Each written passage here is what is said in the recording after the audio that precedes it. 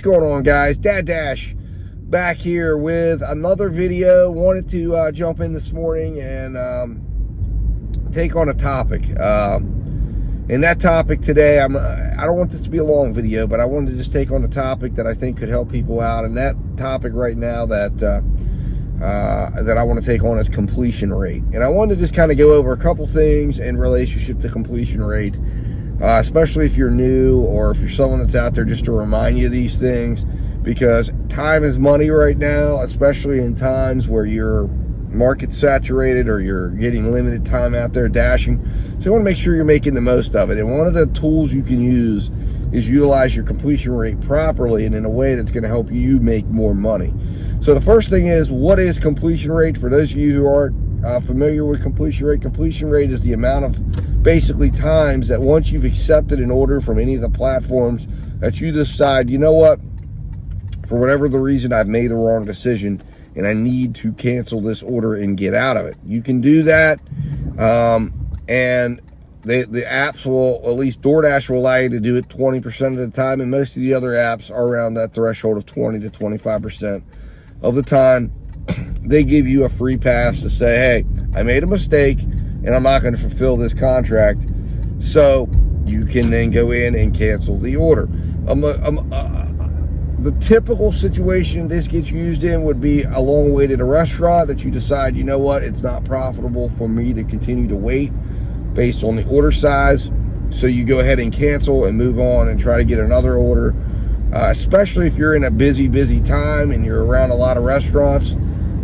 And if you're multi-apping, this is a great time and a great reason why you leave the apps on, especially if you're at a known restaurant that you know has wait problems. You accept that order. If you know you have some completion rate build up, then you can sit there and wait and then see if anything comes through on the other apps. Or sometimes something can come through, and if you know there's a long wait, you can absorb some of that weight by going and picking up, if it's right around the corner, going and picking up another order and adding to the order to help finance some of that wait time. But anyways, the completion rate is when you have determined that it is no longer profitable to stay in an order and you need to get out. So what are the standards that I use? The standards I use when it comes to completion rate is I never allow my completion rate, or I try to keep my completion rate above 85% or higher on the DoorDash platform. Now, I try to do a rough count based on the fact that, you know, I kind of will use, a last 10. So the last 10 from each app I'm looking at and saying, I'm not going to, I have 2 out of the last 10 that I know for certain. I try to keep it and say, well, I'll try to do, no more than 1 out of the last 10 will I get out of. Now, there are some situations where sometimes it's more than that. But remember, the number that most of the apps, well, all the apps are using are the last 100 orders, whether it's DoorDash, GrubHub, UberEats. But you do want to be cognizant, especially if it's an app that you don't do a lot of orders for, how long it can take you to move that completion rate back up once you start turning down orders or having to cancel orders. So one of the things I'm going to throw out to you is make sure you're putting space in between those orders. In other words, if you've just canceled an order, wait a couple orders before you use it again. Secondarily, make sure if you find yourself thinking about canceling a lot of orders, you need to look at the methodology that you're using to select orders and make sure that you're making the best decisions. Because one of the things that I can tell you is if you're second guessing the decisions you're making, then you may want to look at what the problem is in the orders that you're selecting. A lot of times it has to do with taking orders that are too low, because those are going to be the ones, and what I call a borderline low order would be $7 or less, because normally a $7 order is going to require you to have that order done in about 18 minutes. So you're putting a lot of pressure for everything to be perfect. It's got to be low miles. It's got to be low wait time. And if you're taking sit-down restaurants, and on DoorDash is probably the one you're going to do this most on, you're gambling on hidden tips. So if you're second guessing that, or you're sitting there and going, okay, well, you know what? I'm thinking this might turn into $8 or $9, and now I'm sitting on a 30-minute wait. Reconsider your standards and make sure that maybe, hey, listen, for this restaurant or for this area, knock it up $1 or $2. And then if you're finding hidden tip, great. Don't focus so much on hidden tip when it comes to DoorDash, especially if you find yourself second guessing those order decisions later on down the road. So second thing, or next thing I want to talk about on completion rate, on how you can utilize it, is don't be afraid to use it, number one. Okay, if you feel like you need to use it, use it. Don't be afraid to do it, right? If you need to get out of an order, get out of an order. However, try to make sure that you know that the next order you're going to do, that you're going to look hard at the next orders that are coming in, and don't take a borderline order. Don't take one that you're taking a risk on. Don't take one that hey, the restaurant has a history of long wait times. You need to make sure that the next one is a quality accept that you can fulfill, so you don't run into the scenario where you've got 2 or 3 bunched together. Because the next thing I want to let you know is when the completion order is being calculated, it's being calculated, you can think of it as a conveyor belt with 100 orders on it. And on the front end, the order you just took is getting added. On the other end, there's another one falling off. So if you do 2 or 3, if you cancel 2 or 3 orders in a row, you're going to have to wait 97 more orders, or do 97 more orders in front of those before they come up to be dropped off. So in order for you to get rid of those, you're going to have to do 100 orders, and that's how they make it. So you have to be thinking in terms of every time you're canceling an order, you have to do 100 more orders in order to get rid of that cancel. So if you bunch too many of them together, then you're going to run into a scenario where you're going to have to do the next 90 orders. That's also another reason why you do not want to set your standard for completion rate, that you start to pay attention to it, too low.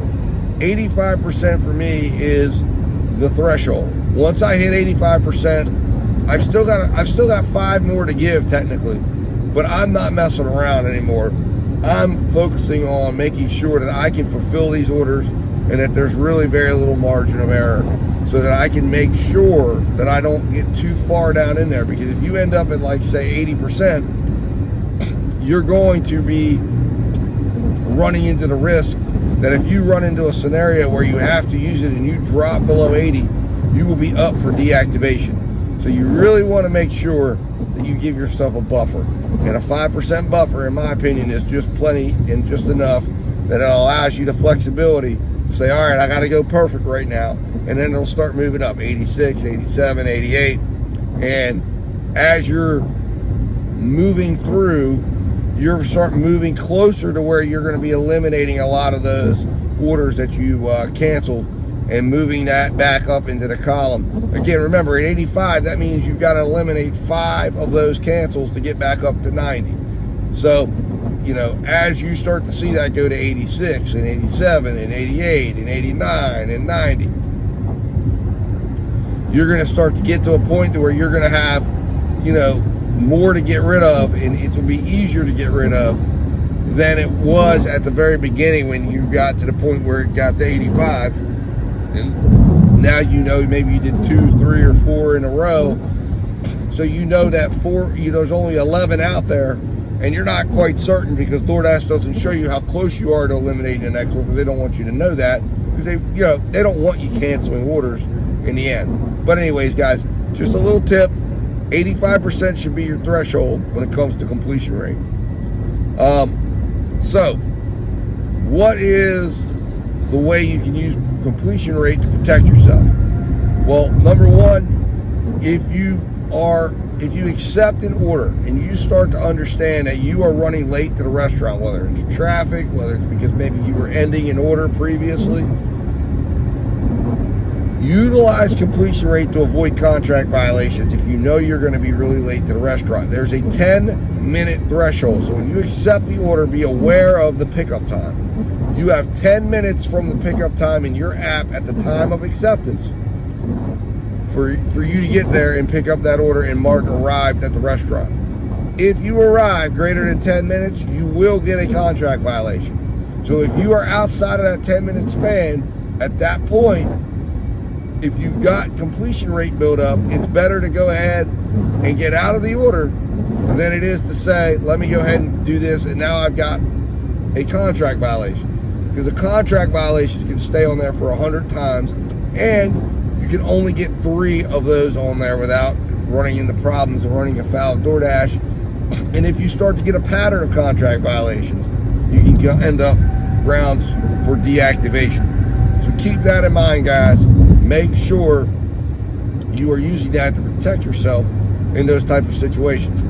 Times you should never use or cancel an order and just cancel it is if you've already picked up the food and you run into a problem. At that point, you need to call support and you need to put that decision in support's hands, because you could run into some real problems with accusations being that you were stealing food.